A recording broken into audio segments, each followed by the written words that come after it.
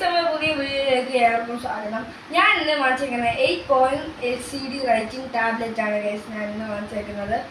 അപ്പോൾ നിങ്ങൾ ഇത് വാങ്ങിച്ചാൽ നിങ്ങളെ കുട്ടികൾക്ക് എഴുതി പഠിക്കാൻ വേണ്ടി നല്ല സാധനമാണ് ഗൈസ് ഇത്. അപ്പോൾ നമുക്ക് ഇനി അൺബോക്സ് ചെയ്യാലോ. Let's go. കിട്ടിയിട്ടുള്ളത്